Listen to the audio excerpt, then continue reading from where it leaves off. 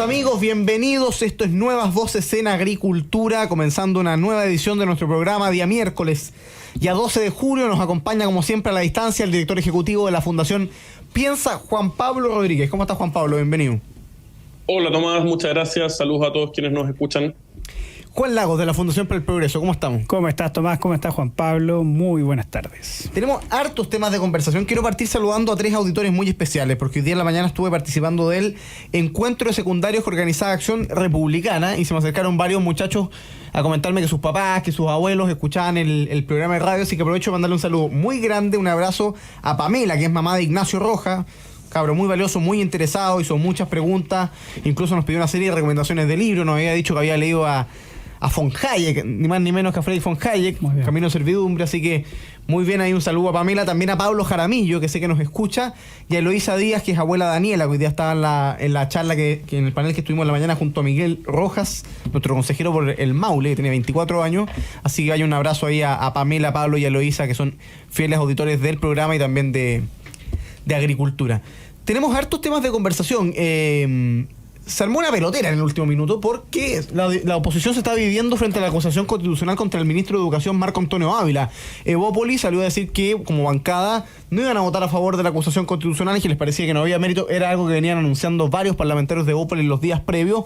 Pero lo cierto es que hoy día lo han decidido formalmente. Ayer lo había ratificado, lo había apoyado su presidenta, que es consejera constitucional, Gloria Hood. Y hoy día Diego Chalper le contesta a Evópolis hace pocos minutos y dice: nunca pensé que el que le iba a tirar el salvavidas al ministro de Educación fuese Evópolis, ¿no? Que es un socio de coalición. Con lo cual la oposición se enfrenta dividida a la acusación constitucional, una acusación que estaba en el borde de tener los votos para aprobarse o para rechazarse, estaba prácticamente empatada, pero que se ha ido enredando además con las declaraciones de la doctora Cordero y con una serie de elementos que han hecho que las personas que estaban indecisas, principalmente diputados de la Democracia Cristiana, ex-PDG y ahora los de Evópolis, tomen una posición más contraria a la acusación que favorable. ¿Qué te parece, Juan Pablo Rodríguez, la decisión que toma Evópolis y al mismo tiempo el futuro del ministro de Educación, Marco Antonio Ávila? Me parece que es una decisión equivocada la de Evópolis, ¿eh? Yo creo que el ministro de Educación ha sido un pésimo ministro. Tiene una agenda completamente sobreideologizada, una agenda trastocada, ha sido ineficaz además en su gestión. Y sobre eso, además, en caso de asegurarse, ¿no?, o de comprobarse el hecho que se hayan traspasado eventualmente cerca de 3.500 millones de pesos en la CUNAEV a través de resoluciones exentas por prestaciones que al parecer no se dieron, no se entregaron, en virtud del deber de supervigilancia que tiene el ministro respecto de un órgano descentralizado como lo es la CUNAEV, permite configurar una de las causales de la acusación constitucional, particularmente digamos, la infracción a sus deberes establecidos en la Constitución y las leyes. Si yo fuese parlamentario y siendo una decisión de la oposición, votaría la acusación a favor. Dicho eso, creo que la oposición tiene que preguntarse respecto de cómo hace oposición, tanto respecto de cómo hacer acciones de bloque, y ahí yo hago una crítica a Evópolis, pero también respecto de la figura misma de la acusación constitucional y si esta es útil al final del día para el objetivo buscado. Y yo ahí tengo matices quizá con cuestiones que se han planteado. En primer lugar, tanto por razones de fondo, ¿no? Yo creo que hay que recordar que estamos en un régimen presidencial, que la tarea de gobierno la tiene el presidente de la República, para ella se apoyan colaboradores directos inmediatos, que son los ministros de Estado, y que en principio, por regla, quien nombra, quien saca a los ministros es el presidente de la República. Y por lo tanto cuestiones de fiscalización con resultados tan gravosos como sacar a un ministro e inhabilitarlo por 5 años debiesen ser excepcionalísimas. Yo veo a veces un espíritu, un ánimo de acusar, digamos, a Pedro, Juan y Diego y siempre acusaciones constitucionales. Creo que esa no es la receta, también, y con esto termino, Tomás, por cuestiones de carácter estratégico. Creo que las acusaciones constitucionales son muy difíciles de sacar adelante. Hoy día la oposición tiene minoría en la Cámara de Diputados, hay que recordarlo. Además, es muy difícil actuar en bloque, lo demuestra lo hecho por Evópolis. Me parece, además, que en definitiva, muchas veces a través de las acusaciones se le permite a un gobierno que está en el suelo, derrotado, muy débil, bueno, tener un enemigo común que es la oposición, unirse y eventualmente, como probablemente pasa hoy día, tener una victoria o regalarle una victoria, o incluso, si es que las acusaciones prosperaran muchas veces, le permite al gobierno sacar las castañas con la mano del gato y en vez de tomar la decisión que corresponde de sacar a un ministro mal evaluado, poder escudarse en que lo está haciendo la oposición. Y consecuentemente creo que, si bien procede en este caso la acusación constitucional, la oposición tiene que preguntarse si es el mecanismo más idóneo hacia futuro, habida cuenta de los hechos, para hacer una oposición rigurosa y robusta como merece. El hecho del uso de las acusaciones constitucionales creo que siempre deberían ir precedidas por una interpelación antes, aunque ya lo hemos manifestado muchas veces, ¿no es cierto? El hecho de que se requieran más firmas para la interpelación que para la acusación constitucional, ese es un defecto generado por la reforma del año 2005, es decir, de la reforma constitucional del año 2005, que muchos la pintan como si hubiera sido lo máximo y sin ningún defecto, pero vaya que tuvo muchos efectos. Hay cosas que yo no entiendo de la postura que ha tomado Evópoli en el último minuto, porque si uno ve cómo eran las declaraciones de Francisco Undurraga semanas atrás, no se condice mucho con las declaraciones de ahora. Es decir, las declaraciones de semanas atrás de Francisco Undurraga, que es uno de los dos diputados que son militantes, es decir, la bancada tiene 4. Claro, y hay 2 independientes. Y hay 2 independientes, son Otuiti Teao y Cristian Matheson. Entonces, en ese sentido he visto un cambio en las declaraciones y en el estilo que quizás responde a la presión que ha intentado poner el gobierno e instalar el discurso de la homofobia, y al parecer le está dando resultados. ¿Por qué también me llama la atención lo que está haciendo Evópoli? ¿Por qué? Porque uno de los firmantes de la acusación constitucional pertenece a la bancada de Evópoli, que es Cristian Matheson, que es independiente, pero pertenece a la bancada de Evópoli, y lo que dicen los trascendidos, cosa que todavía no nos consta, hay que ver la votación, dicen que podría votar en contra de una acusación que él formuló. Entonces, eso es algo que nosotros deberíamos preguntarnos, porque a mí me parece inédito en la historia de las acusaciones constitucionales que una persona que la presenta vote en contra. Y en ese sentido yo hago extensivo el llamado a todos nuestros auditores a que a la hora de ver la votación vean si los siguientes nombres votan a favor o en contra, que son Francesca Muñoz, Sara Concha, Víctor Pino, Karen Medina, Diego Chalper, Eduardo Durán, Stefan Schubert, Marcos Ulantay, Henry Leal y Cristian Matheson. Ellos son los que presentaron la acusación constitucional, y vamos a ver si alguno de ellos vota a favor o en contra en esta acusación, cosa que, vuelvo a insistir, me parece insólito. Es decir, pero ojo, vuelvo a insistir, por el trascendido que ha salido en la prensa, que dice que Cristian Matheson, es decir, que la bancada entera de Evópoli votaría en contra de la acusación constitucional. Esto sería algo inédito en la historia, quizás, de una persona que presenta una acusación y luego vota en contra. Fíjate que siguiendo el análisis, que es interesante ir como al tema de fondo de la herramienta de la acusación constitucional, de cómo conversa con la interpelación, del problema que hay con el tema de las firmas, efectivamente, para efecto de presentar una y otra, se hace más fácil presentar la acusación que la interpelación. Y tomando un poco lo que decía Juan Pablo, a mí me pasa que me parece evidente que, dada la práctica legislativa y constitucional que ha tenido el ejercicio de la acusación constitucional, se trata hoy día de una herramienta preponderantemente política, más que constitucional. El problema que tiene eso es que me parece que la sanción que tiene la aprobación de una acusación constitucional, que es la destitución del cargo público y la inhabilitación por 5 años, es demasiado grave. Y por lo tanto, hacer valer la responsabilidad política de un ministro, en el caso de este ministro Ávila, que ha sido un pésimo ministro de gestión de educación, evidentemente negligente, muy ideológico y todo lo demás. Claro, castigarlo con 5 años de imposibilidad de ejercer cargos públicos parece un poco excesivo por una mala gestión. Lo decía el ministro Varela ayer, lo leíamos acá en la radio, ¿no? Decía, ser mal ministro no es inconstitucional, es ser mal ministro. Claro, pero ser mal ministro, hay más posibilidades de violar la Constitución siendo un mal ministro que siendo un buen ministro. Por supuesto. Y por supuesto hay cuestiones que en los marcos de ser mal ministro significan vulneración a la Constitución. O sea, uno no es mal ministro simplemente porque no le gusta un grupo de personas, sino porque además puede haber infringido deberes constitucionales, puede haber abandonado ciertos deberes, en fin. Pero hay un tema que es bien delicado. Ahora, lo que plantea Juan me parece que ya es el absurdo. O sea, que hay un parlamentario que firme y presente una acusación constitucional y que después por decisión de bancada vaya a votarla en contra. No sabemos. Pero todavía eso es bueno advertirlo. Es decir, todavía no sabemos y hay que estar pendiente no solo de Cristian Matheson, sino que, vuelvo a insistir, de todos los que firmaron esta acusación constitucional, a ver si votan a favor. Es bastante... o sea, a mí me parece absurdo y espero que el diputado Matheson en este caso la vote a favor por coherencia consigo mismo. Ahora, esta acusación, Juan Pablo y Juan Lagos, se presenta en los marcos de otras ofensivas opositoras, porque eso también es algo que está en el día a día de la política, ¿no? Esta no es la única acusación.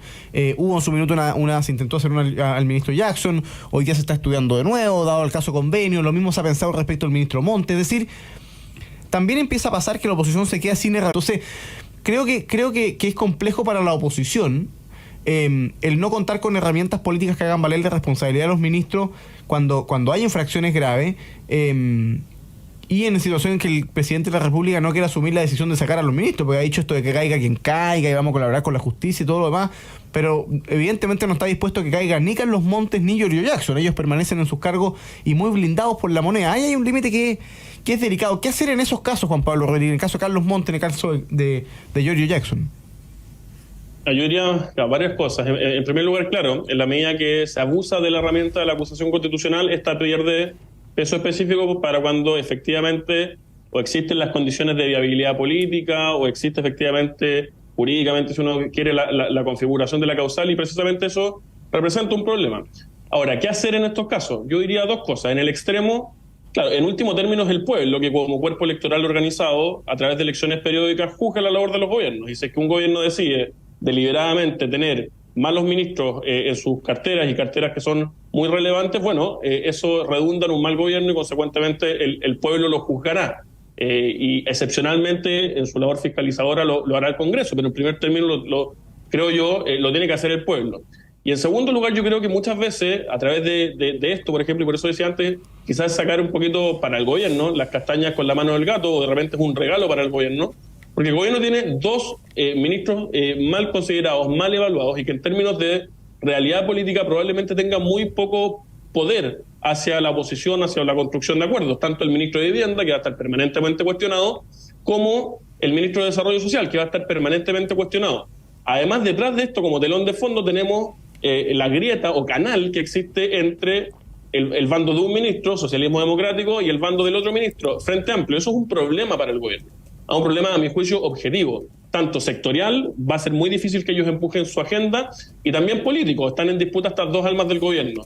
Y creo yo que en ese caso puede ser que la acusación constitucional como que le venga como anillo al dedo al gobierno, ¿no? Porque le permite sacar al ministro, echar la culpa a la derecha y no hacerse cargo de una decisión que en principio tiene que ser, a mi juicio, Tomás, del propio presidente de la República. Y mientras no la tome, bueno, va a tener un mal gobierno y en su caso lo juzgará el pueblo. Ahora, si es que son flagrantes las infracciones, naturalmente que la oposición tiene que no cegar en utilizar los mecanismos que el ordenamiento jurídico le entrega.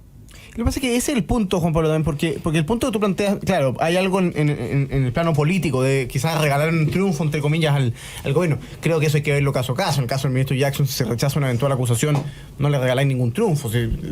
Bueno, depende, depende mucho cómo se plantea el triunfo. El punto que quería ir, y me interesa tu opinión, Juan, tiene que ver con, claro, si hay infracciones a la Constitución, porque descansa sobre esa idea la acusación constitucional, ¿valen los cálculos políticos de esa naturaleza cuando es deber de la oposición ejercer herramientas de fiscalización que impidan que una autoridad se escape del margen constitucional? O sea, parece ser que el cálculo político ahí es menos relevante, o al menos debe ser prescindido si es que la infracción es clara, claro, o hay convicción de ella.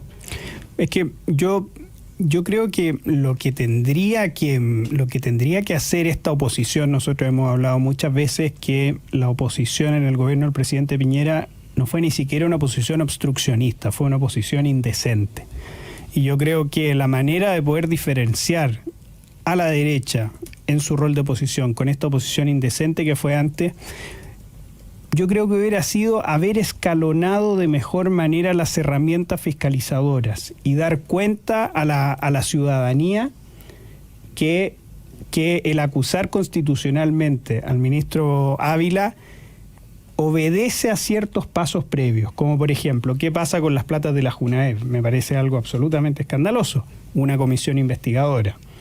qué pasa también con esta agenda que está instalando el ministro Marco Antonio Ávila. También llamarlo, hacer una interpelación. Es decir, quizás esta minuta que está instalando el gobierno sobre la homofobia podría haber tenido muchísimo menos peso si se hubiesen hecho pasos previos, haber consolidado de mejor manera las 7 acusaciones que tiene el ministro Ávila. Yo creo que ese es el problema cuando tú pones la carreta delante de los bueyes. Cuando tú pones la sanción más fuerte en primer lugar, en lugar de haber hecho un paso previo. Yo creo que eso es lo que tiene que aprender. Eso es lo que tiene que aprender la centro derecha y la derecha en el futuro. Es decir, ser capaces de armar de mejor manera esta herramienta fiscalizadora, y ya nos hemos dado cuenta que con herramientas incluso menos fuertes se puede poner en la pizarra al gobierno. Claro, como por ejemplo lo que hizo la diputada Giovanna Ahumada con el caso de Democracia Viva. Entonces el punto es que la fuerza o la dureza de una herramienta fiscalizadora no garantiza el éxito político en este caso, y por lo tanto yo creo que yo soy un gran admirador de Gerardo Varela, y creo que pero yo discrepo con él en el sentido de que ya hay que como cortarla con las acusaciones constitucionales. Yo creo que lo que hay que hacer es darle mayor entidad política a las acusaciones constitucionales y establecer, ya sea que no lo exija la Constitución porque no lo exige, pero establecer mínimos y establecer pasos previos para que esta acusación constitucional tenga el peso que no tuvieron las acusaciones constitucionales durante el gobierno del presidente Piñera. Fíjate que yo estando de acuerdo y veo, tenemos que irnos a una pausa, pero yo veo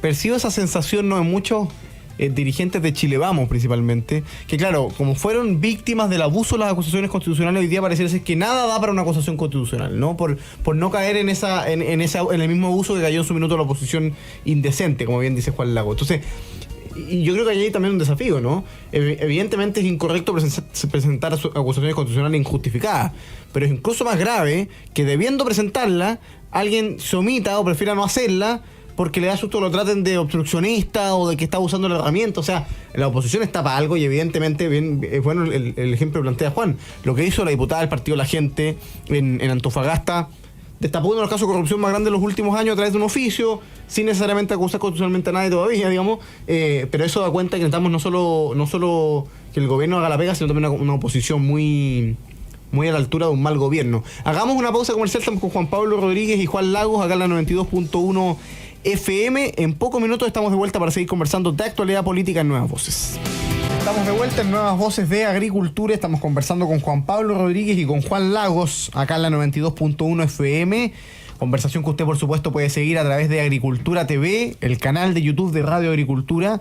Puede hacerlo también a través del canal 182 de Zapping. Si usted tiene Zapping en su casa, también puede seguir los distintos programas de agricultura por ahí. Puede hacernos llegar su opinión en nuestro Twitter, Nuevas Voces 921, y a través de nuestro Instagram y TikTok, Nuevas Voces Chile, @Nuevas Voces Chile, en TikTok, en Instagram, donde pueden seguirnos y además ver los mejores fragmentos de cada programa. También pueden interactuar, por supuesto, en el chat en directo de YouTube, como lo hace Regina, Andrea, Alejandro, Manuel y tantos otros que nos escriben ahí por las distintas redes sociales mientras conversamos con Juan Pablo Rodríguez y con Juan Lagos. Vamos a saludar a quienes hacen posible el programa y seguimos conversando de actualidad política.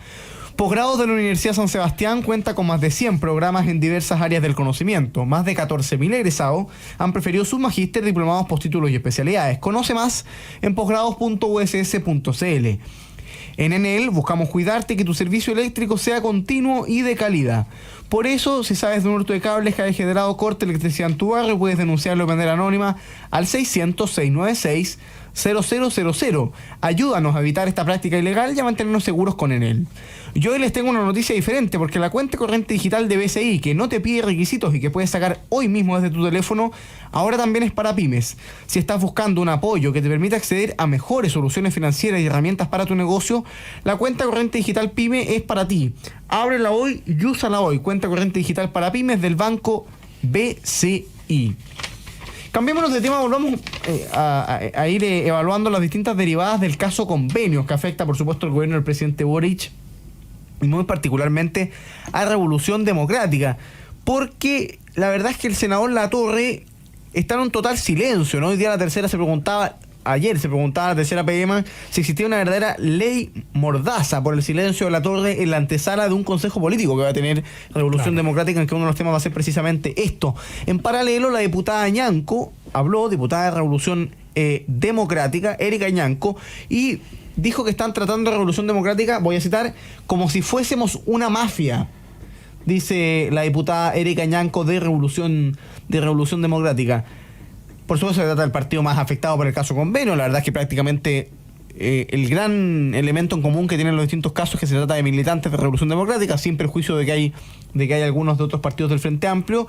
Pero la verdad es que ha sido un partido muy afectado por la crisis, que además ha cambiado bastante su postura, ¿no? En comienzo figuraba Latorre parado atrás de Catalina Pérez, dando declaraciones en el Congreso diciendo que aquí no había ningún problema, cuando Catalina Pérez decía que esto era el problema de dos hombres adultos y todo tipo de explicaciones, y al día siguiente salió Latorre que ya no apoyaba a Catalina Pérez y al final anunció que ella es contra Catalina Pérez y anunció que iba a suspender la militancia de Catalina Pérez. Es decir, también ha tenido que reaccionar un poco sobre la marcha. Corrupción democrática, como le ha dicho ahora el doctor Acosta aquí en Nuevas Voces. ¿Qué te parece la realidad de RD del partido, por supuesto, de Giorgio Jackson, Juan Pablo Rodríguez? Me quedo con lo que dice la diputada Ñanco, ¿no? Que no los traten como una mafia. Es bien difícil, ¿eh? Si uno va a la definición de mafia, la RAE enseña que es una organización criminal de carácter secreto, ¿no? Y hay tres elementos ahí.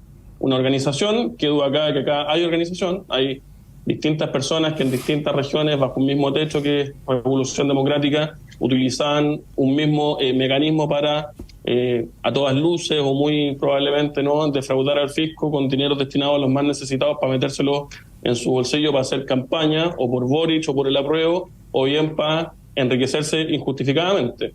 Es una organización de carácter criminal, que duda acá, que es un crimen, es un delito especialmente grave. Y acá estamos eventualmente, pero con mucha evidencia, frente a la comisión de graves delitos, ¿no? Tráfico de influencia, cohecho, en fin, y otros más, muy probablemente, y de carácter secreto también, que duda acá. Es decir, que no hubiese sido por la diputada Humada y por medio regional, Timeline, probablemente de esto no sabríamos mucho, ¿no? Creo que sus declaraciones y la palabra que utiliza mafia nos permite volver a lo central de este conflicto, porque claro, como es un conflicto que va escalando y ya uno lo va tocando varias semanas, uno tiende a agarrarse por así decirlo, los extremos de la discusión, ¿no? Porque los hechos nuevos, pero hay que volver al hecho central de lo grave. ¿Y por qué hay que volver al hecho central? Porque no han habido responsabilidades por parte del gobierno más allá de la subsecretaria de Vivienda. Aquello es completamente insuficiente. Esto es un hecho gravísimo que está escalando, ya van más de 15.000 millones de pesos, y insisto, ¿no? Sobre un tema que es especialmente sensible porque era plata de todos los chilenos destinado a los más necesitados, en donde militantes de un partido político, el principal del Frente Amplio, que llegó además con el discurso de la renovación política, se lo echó al bolsillo. La actitud del gobierno, la respuesta del gobierno, además de errática, es evidentemente completamente insuficiente. Juan Lagos.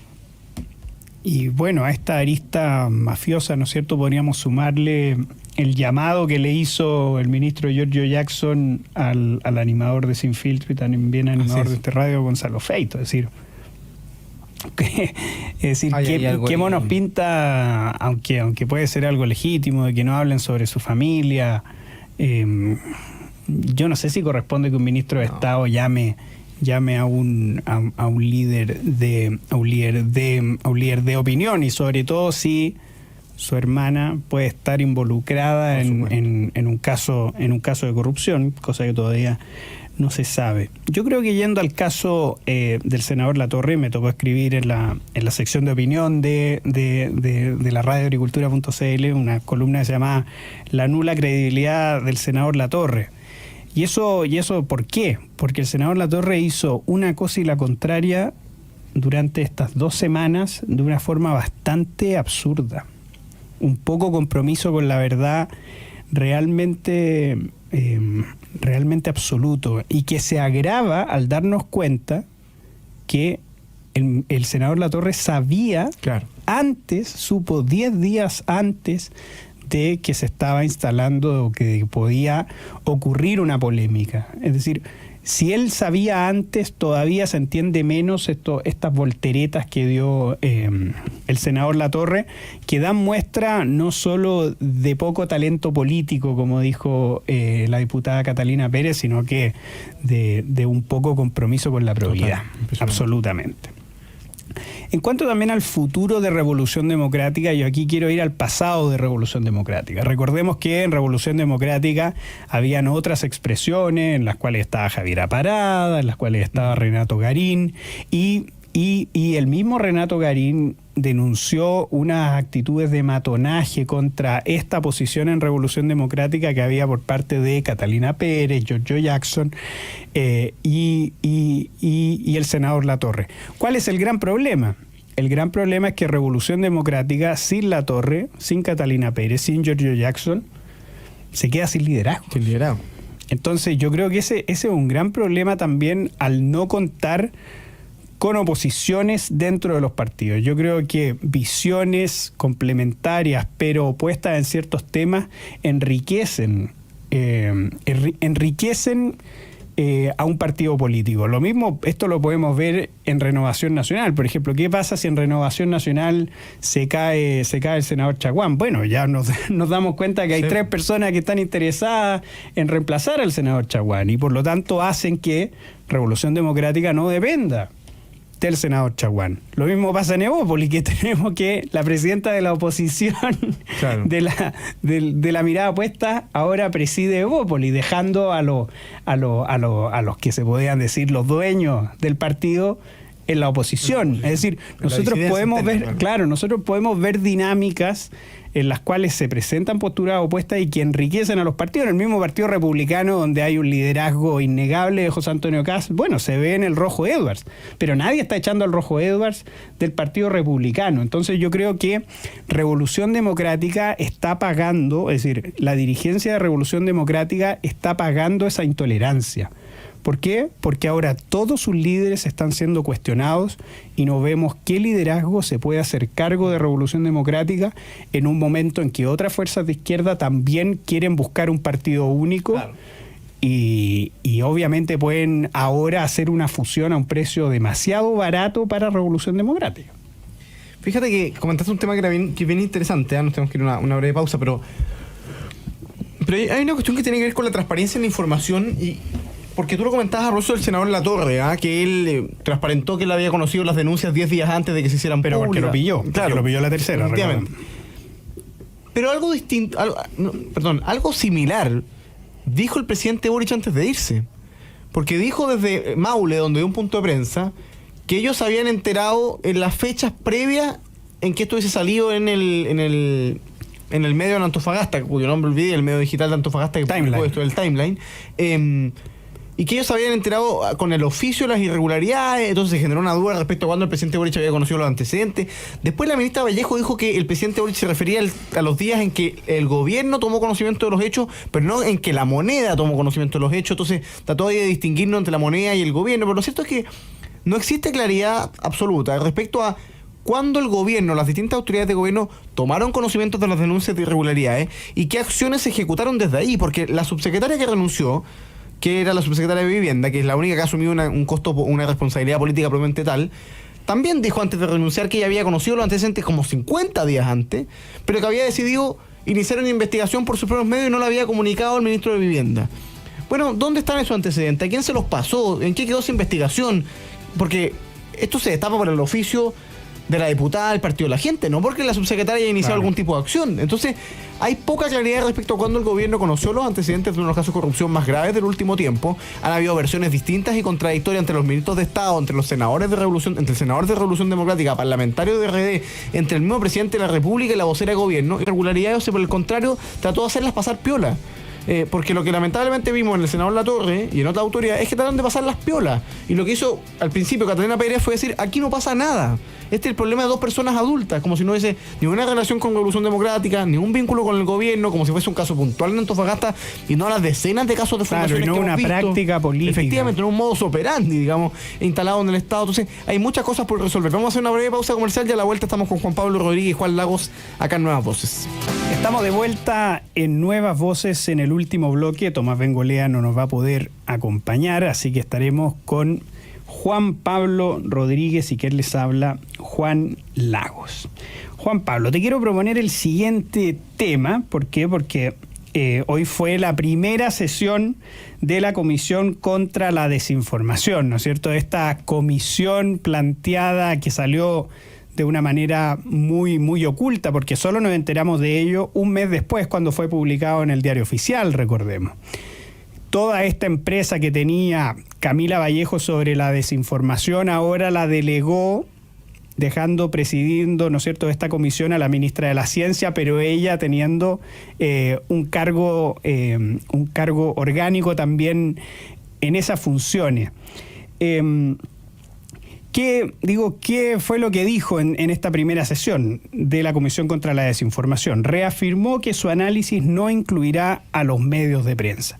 ¿Qué opinión te merece, Juan Pablo Rodríguez, esta comisión? Que no solo, ojo, no solo tuvo problemas en esta poca transparencia en su implantación. Es decir, es fuerte que nosotros nos tengamos que enterar solo cuando es publicado por el Diario Oficial un decreto, sino que también el decreto tiene muchos problemas. Dice, por ejemplo, que va a ser temporal esta comisión, pero en el decreto no hay fecha de término de esta temporalidad. Dice que los comisionados van a durar 1 año, pero la última actividad de la comisión, que está puesta por el decreto, es hasta noviembre, es decir, solo meses después. Entonces uno se pregunta, ¿qué funciones va a tener después esta comisión? ¿Y quién la va a imponer? Es decir, ¿se va a hacer un nuevo decreto? Es algo muy poco transparente y me gustaría saber tu opinión, Juan Pablo. Sí, yo creo que, mira, más allá de que también, y ya voy a la crítica respecto de en sí mismo esta comisión de la desinformación, yo creo que lo que hay que acá acusar, diagnosticar, señalar, tiene que ver con una pulsión muy radicada en una parte muy relevante de nuestra izquierda, la izquierda quizá más radical, en orden a pretender instaurar desde el gobierno, desde el Estado, a visiones únicas de los debates públicos, visiones únicas respecto de la historia y, en definitiva, censurar, ¿no?, a quien osa a pensar distinto. Y esto se ha manifestado en diversos momentos y a través de diversas herramientas. Lo vimos en la Convención Constitucional, cuando se trataba de censurar a ciertos convencionales tratándolos de negacionistas, cuando el Frente Amplio ha empujado permanentemente la tipificación, comillas, del delito de negacionismo, a través de lo mucho que se aplaude, ¿no?, cuando, por ejemplo, Pablo Iglesias, el español, habla sobre estos temas, ¿no?, y también esta propia comisión de desinformación. Esto no es azaroso, ¿no? Hay una visión detrás en orden a cercenar, a mi juicio, la libertad de expresión. Y ahí está lo grave de esto, a mi juicio, Juan. Porque, ¿qué pasa? ¿No? Las personas somos libres nosotros. Nosotros nos asiste, no porque el Estado nos lo reconozca, porque tenemos ese derecho, por el hecho de ser personas, porque tenemos inteligencia, porque tenemos voluntad, derecho a decir lo que queramos, tenemos libertad de expresión. Evidentemente que el ejercicio de esa libertad de expresión puede generar daño, puede injuriar a alguien, puede uno decir una mentira, y a través de eso generar daño, y bueno, uno tendrá la responsabilidad de hacerse cargo de sus palabras. Lo grave, lo totalitario, lo intolerante, radica en impedir esa libertad de expresión y decir, mire, nosotros lo que se puede y lo que no se puede decir, y eso es profundamente antidemocrático. Hay que resguardar el derecho a la honra, a la reputación, pero eso se hace, creo yo, ex post, ¿no?, frente a casos de que a través de la libertad de expresión esos derechos se cercenen. Pero hacerlo antes de que alguien pueda siquiera hablar, que es lo que está detrás de todas estas iniciativas, me parece grave, profundamente antidemocrático y que denota de una izquierda radical no chica, no minoritaria, un espíritu filo totalitario, Juan. Exactamente, recordemos que la lucha contra la desinformación en una sociedad libre es a través de una opinión informada y nada más. Es decir, no hace falta que los políticos, no hace falta que las autoridades se pongan a definir qué es información y qué es desinformación, porque aquí los únicos que terminaremos perdiendo somos nosotros y nuestras libertades. Juan Pablo dice una cosa muy cierta sobre que esto no es algo accidental, no es solo un mal decreto, sino que es una práctica de la izquierda chilena, pero no solo de la izquierda chilena, sino que también de la izquierda en todo Hispanoamérica. Y lo podemos ver este último ejemplo en Yolanda Díaz. ¿Quién es Yolanda Díaz? Yolanda Díaz es ministra del actual gobierno socialista de España de Pedro Sánchez. Ahora es candidata a la presidencia de España. Recordemos que el 23 de julio hay elecciones generales en España. Yolanda Díaz es muy cercana a este gobierno. Por ejemplo, vino para el cambio de mando con Gabriel Boric. ¿Y cuál es la polémica que se instaló en las últimas semanas? Es que el programa de Yolanda Díaz consideraba un estatuto de información y un consejo estatal de los medios audiovisuales, llamado SEMA, y que podía tener graves sanciones como la expulsión de la carrera periodística a quien manipule o desinforme. Esto obviamente generó una gran polémica en España y la respuesta que tuvo Yolanda Díaz fue que esto se le había traspapelado, que esto era un borrador del programa y que subieron el borrador del programa y por lo tanto se terminó desdiciendo. ¿Qué podemos ver en comparación con lo que pasa acá? Es que la izquierda siempre está intentando tirar el tejo. Y mientras lo más pasado que esté y ver hasta qué punto nosotros podemos tolerar estas propuestas. Y por lo tanto, la única solución frente a estos esfuerzos por parte de la izquierda es siempre estar alertas. Es siempre denunciar qué cosas nos pueden afectar en nuestras libertades. Siempre estar muy alertas. Y ese sin duda es el llamado que les hago a todos los auditores ante nuevas actividades. ¿Por qué? Porque va a seguir existiendo esta voluntad de la izquierda por intentar imponer una verdad que se acomode a su voluntad, absolutamente. Juan Pablo Rodríguez, los últimos 30 segundos te los dejo a ti para complementar o decir algo. Creo, Juan, lo que tú dices y vaya ánimo de importación, ¿no?, que tiene el Frente Amplio chileno respecto de Podemos español, ¿no? Tenemos la importación de Íñigo Errejón y sus fundaciones utilizadas maliciosamente para defraudar al fisco y hacer proselitismo político, y tenemos importación también de todas estas medidas filototalitarias en orden a... Se nos acaba el tiempo aquí en Nuevas Voces, lamentablemente. Juan Pablo Rodríguez, muchas gracias por estar con nosotros. Los invito a todos nuestros auditores a que nos vean mañana, ¿no es cierto?, en nuestros clásicos jueves de historia con el profesor, con el maestro Alejandro San Francisco, y los invito a que no se despeguen de nuestra sintonía porque ya viene Deportes en Agricultura. Por mi parte, nos veremos la próxima semana. Que estén muy bien.